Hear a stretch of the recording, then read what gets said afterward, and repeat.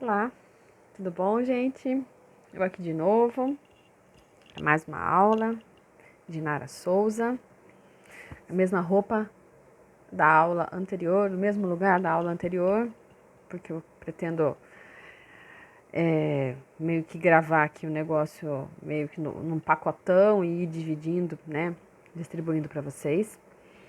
Mas é o seguinte, retomando, desculpa.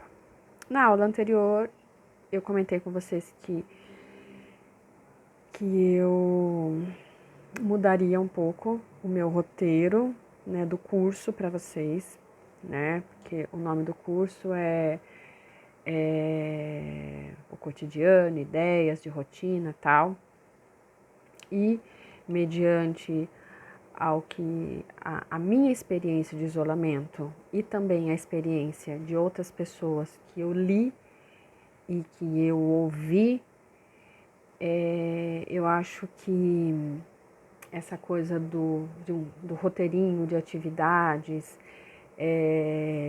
teremos que ter atividades acadêmicas, pedagógicas, atividades X, atividades Y, de manhã, de tarde, de noite. Eu acho que isso, para mim, não faz sentido nesse momento. Eu acho que isso tem até sobrecarregado algumas famílias, tá? As famílias que possuem todo um suporte, um aparato, né, uma rede de apoio profissional, essa família é muito privilegiada.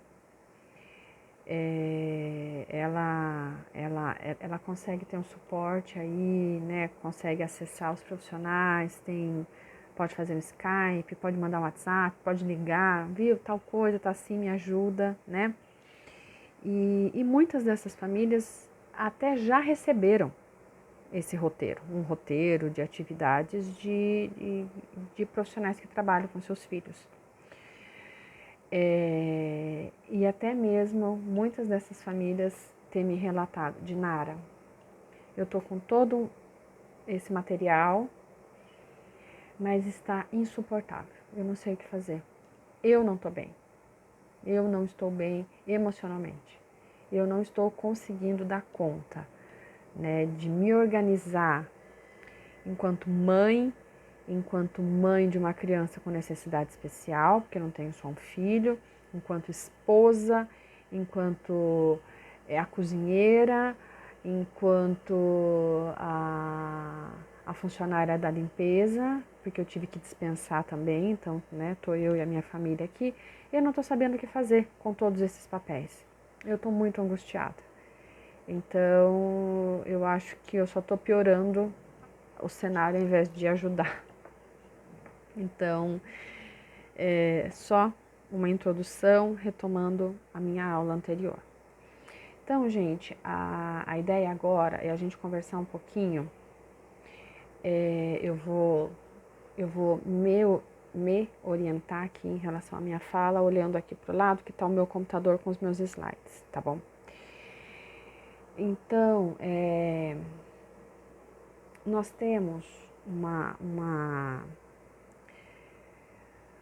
como se fosse um programa de computador, tá, instalado no nosso cérebro.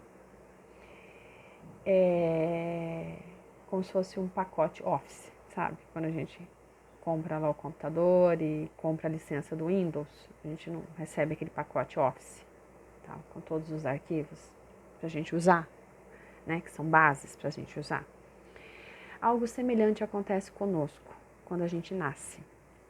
A gente recebe como se fosse um pacote Office que vem junto aí, né, com cada bebezinho. E esse pacote Office tem alguns arquivos que são responsáveis por garantir a sobrevivência, garantir a sobrevivência da espécie, tá? E em situações de estresse, em situações de desespero, de pânico, né? Ou de qualquer sentimento semelhante a esse arquivinho, né, do nosso pacote Office, ele entra em ação. e ele começa a trabalhar para garantir a nossa espécie e ele produz uma série de adaptações, tá? No nosso corpo, né?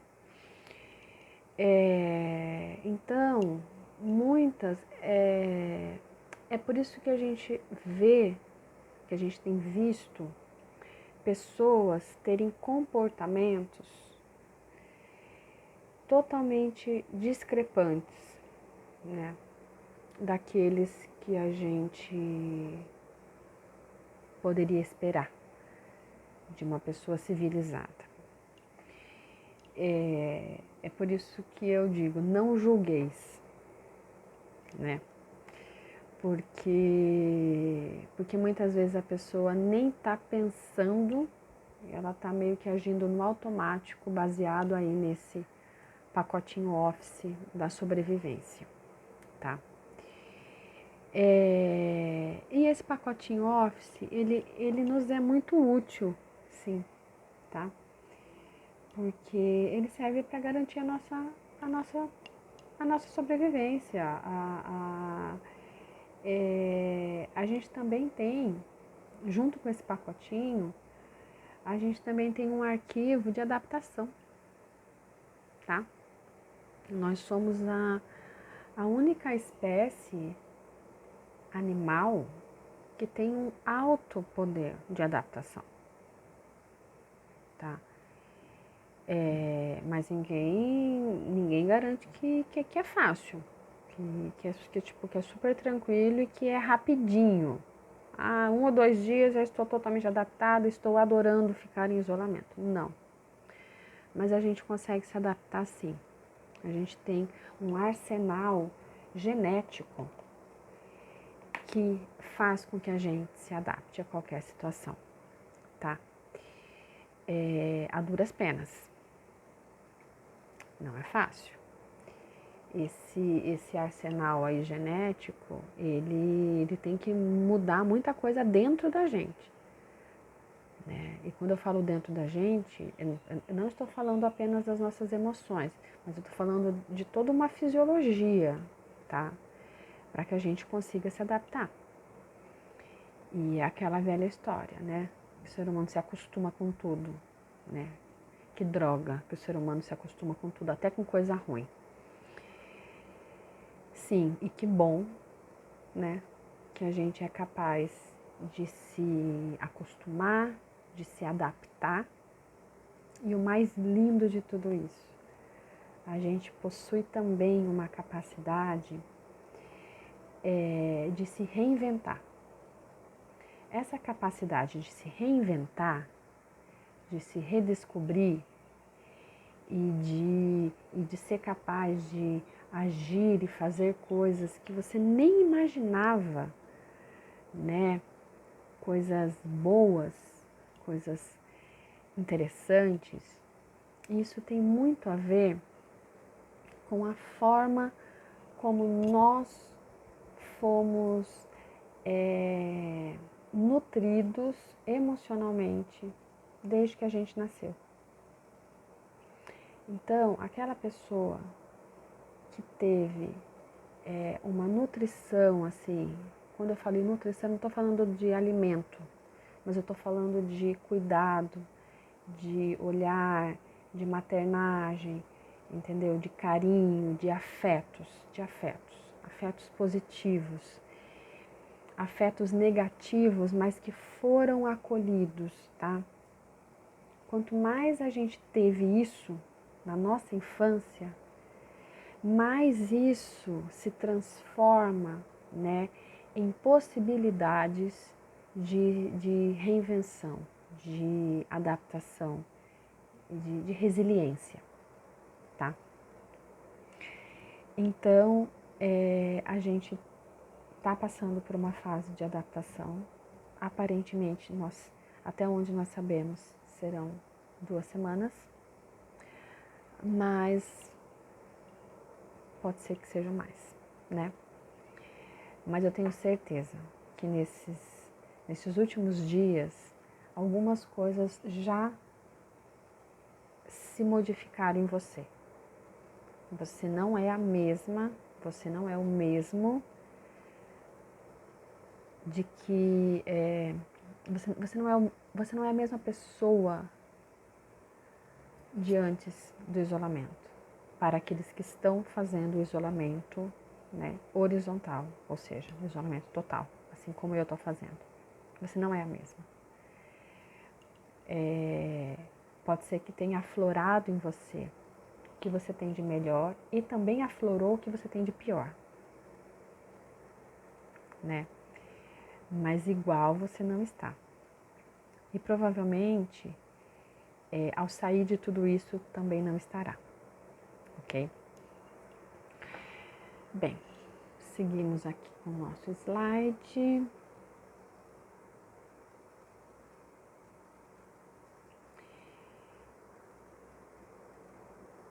Eu tenho aqui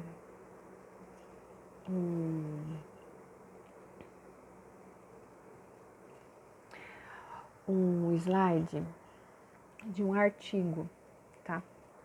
Que saiu dia, deixa eu ver, aproximadamente foi recente.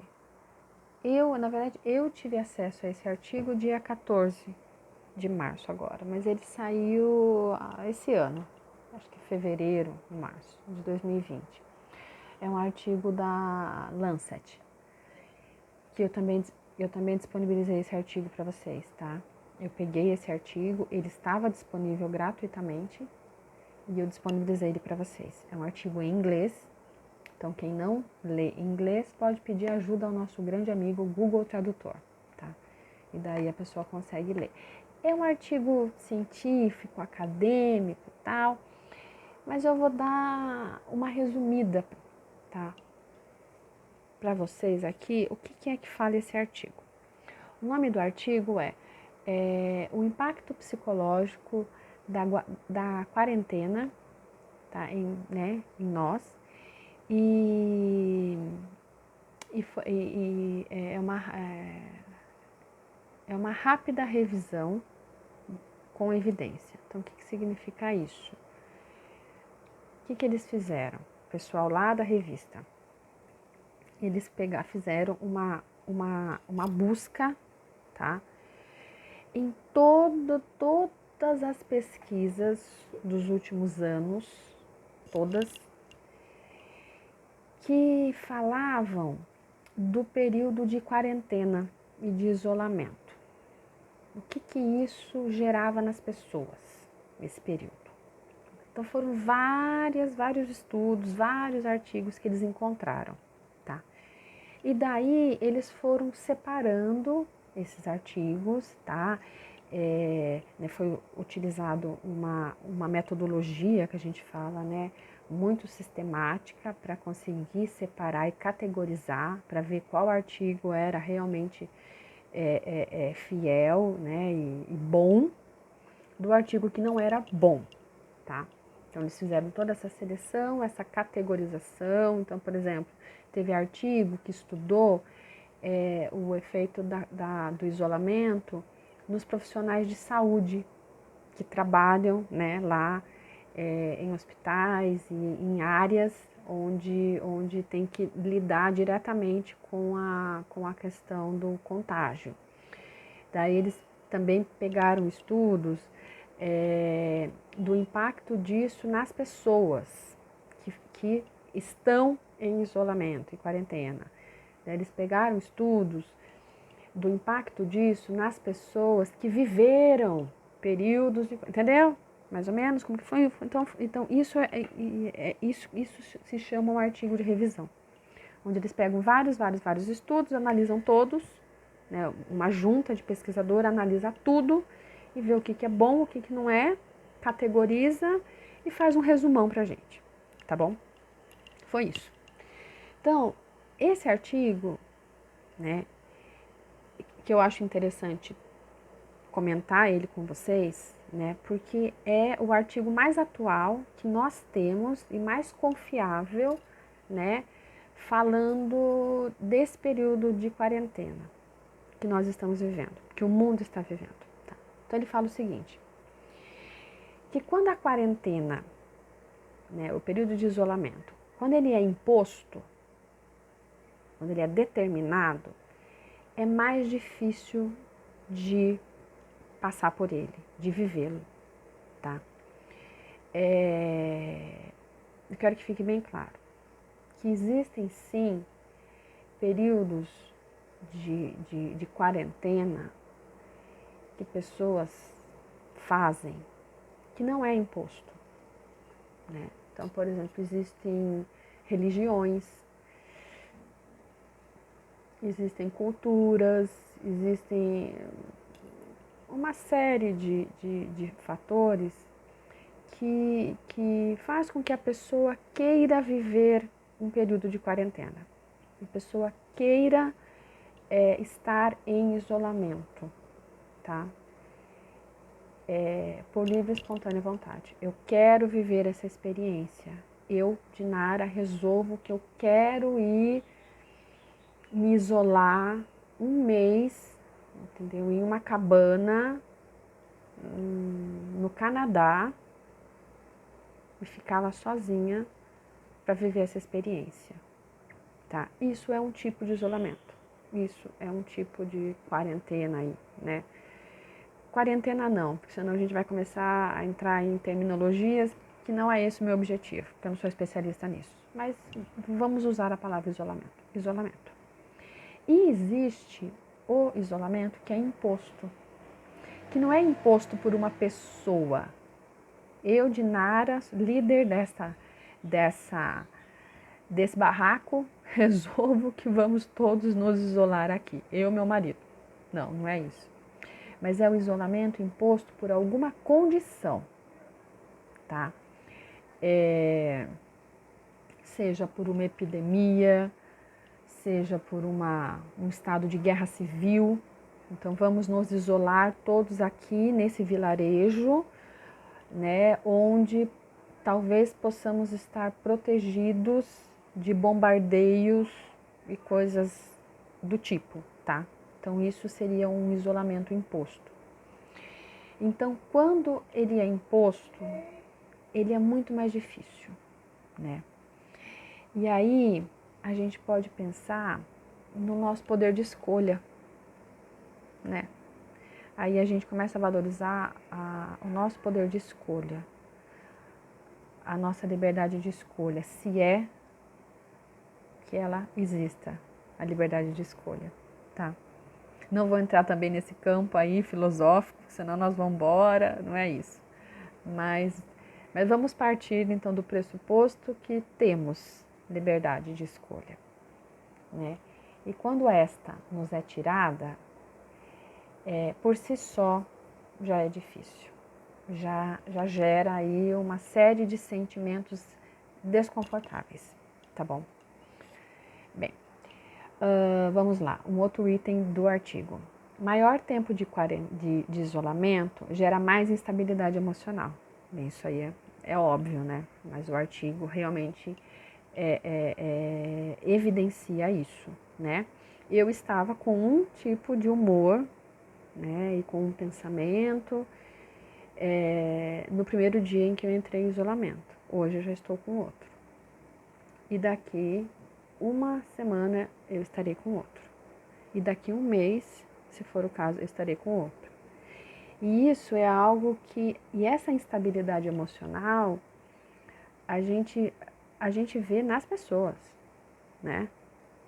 A gente vê, claro, isso vai se refletindo no corpo da pessoa, né? Outra coisa importantíssima, que eu achei muito interessante.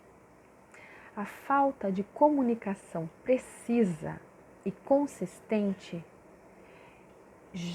ela está correlacionada com um aumento dos sentimentos negativos de uma forma geral. Então pare e pense, meu povo. A comunicação que nós estamos recebendo dos lugares que nós podemos acessar de onde nós estamos tem sido uma comunicação consistente, coerente e clara e precisa.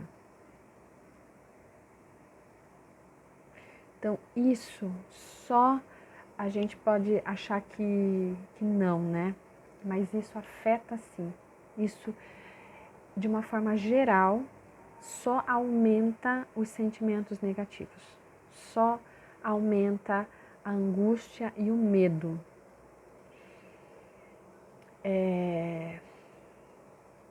Eu me lembro de uma frase que eu ouvia muito em um momento da minha vida, que não vale a pena citar o momento e nem onde eu ouvi essa frase, mas era a seguinte: um reino dividido não subsiste, né? Então, as coisas quando ficam complicadas, sabe?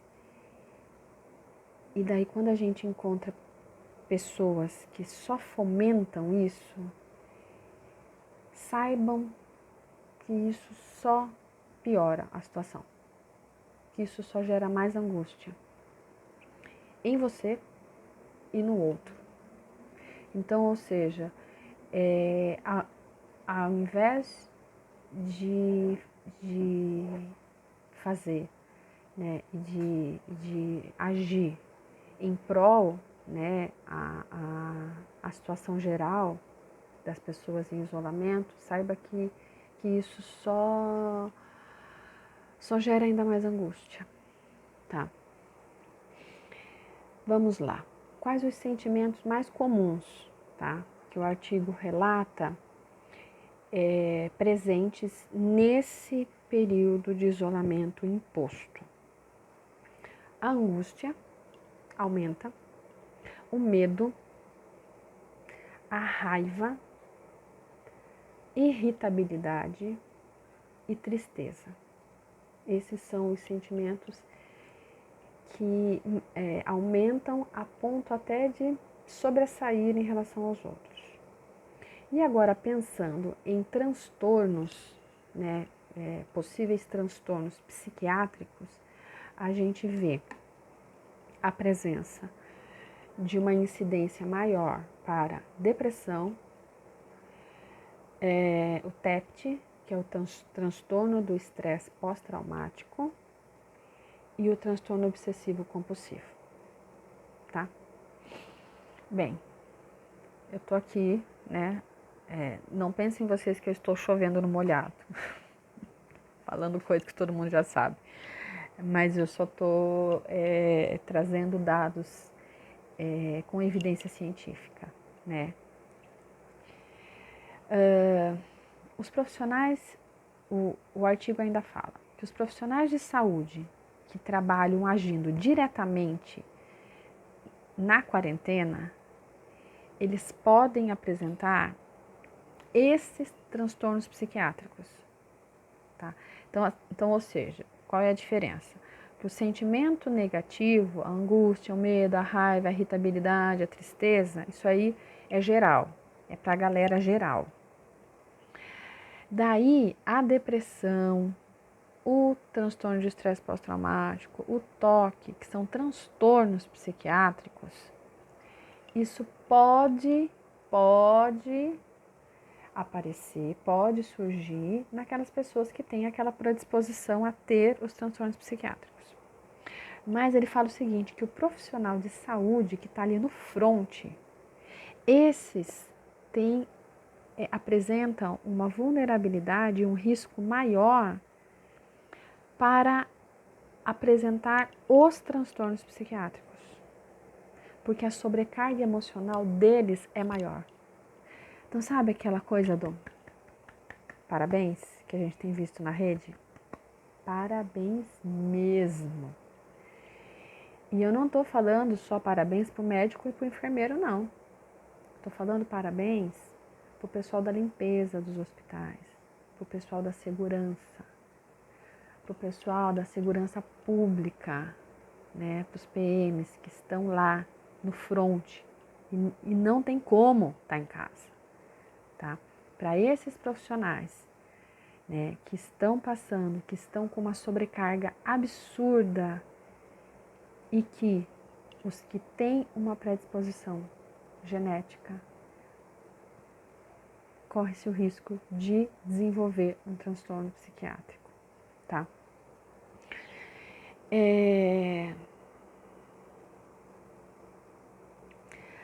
A ausência do diálogo sobre o assunto, sobre o isolamento, isso pode aumentar os sentimentos negativos. Então, ou seja, você não falar sobre isso, você não conversar sobre isso com as pessoas que estão na sua casa, você não usar para quem não tem com quem conversar, pense que tem gente que está sozinho em casa, não tem com quem conversar, né? Você não falar sobre isso, né? Você não postar, nem que seja no Facebook, sabe? Aquela história tipo assim, meu, eu tô mal, eu tô triste. Você não falar sobre isso aumenta o sentimento negativo. Então, logo, se você o contrário não é verdadeiro, ou seja, o contrário, nesse artigo, o contrário que seria você falar sobre, não significa que diminui os sentimentos negativos, tá? Por isso que é legal a gente usar as evidências. O que o artigo está falando é que não falar sobre aumenta o sentimento negativo, tá? Agora, eu, Dinara, estou falando, não é o artigo, eu, Dinara, que eu me sinto melhor quando eu posso falar sobre o que eu estou sentindo. O que eu tenho feito em relação a isso? Eu tenho me encontrado chamadas de vídeo no WhatsApp com as minhas amigas, tenho conversado com meu marido. Toda hora eu viro para ele e pergunto: você está angustiado? O que você está sentindo? A todo momento eu falo: nossa, eu tô angustiada, eu tô com medo, entendeu? Eu, Dinara, falar sobre isso para mim me ajuda, tá?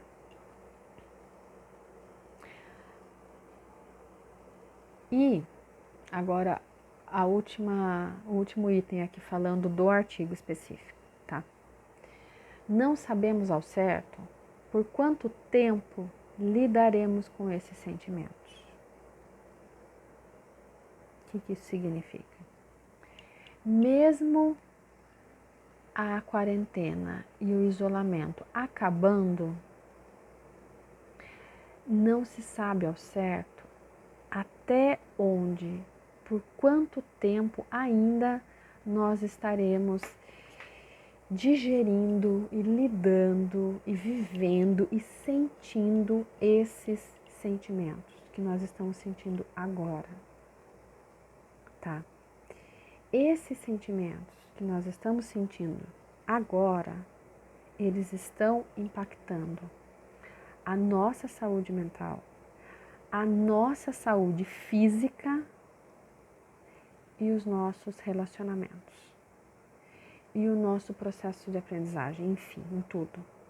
Tá? Agora. Nós estamos vivendo isso agora. Mas os estudos nos dizem que, mesmo depois que passa, que a gente sai disso, isso pode ficar reverberando dentro de nós. Tá? E a gente não sabe por quanto tempo nós teremos que lidar com esse sentimento. Eu escolho olhar para esse dado de uma forma positiva. Sabe por quê? Porque se esse sentimento que me move, que me mobilizou, tá? A querer ajudar, a repensar as relações,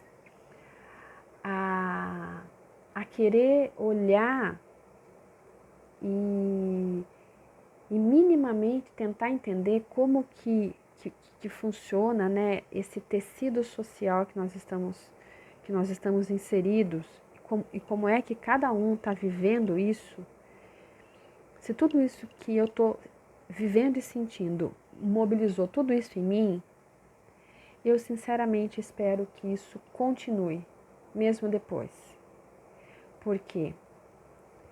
Porque daí pode ser que mobilize em todo mundo e a gente se una e resolva realmente tentar mudar alguma coisa nesse nosso mundão, tá?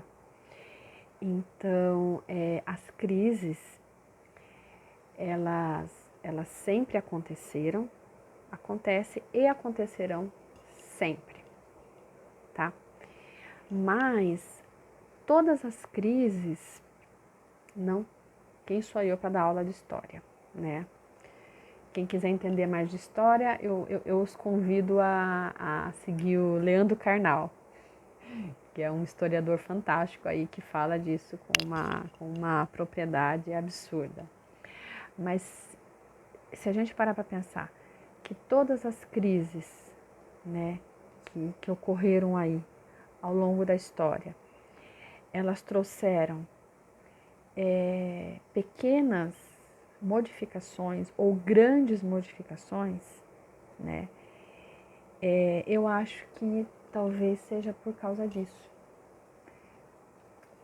Por esse sentimento ficar reverberando dentro das pessoas, entendeu? Após o período da crise.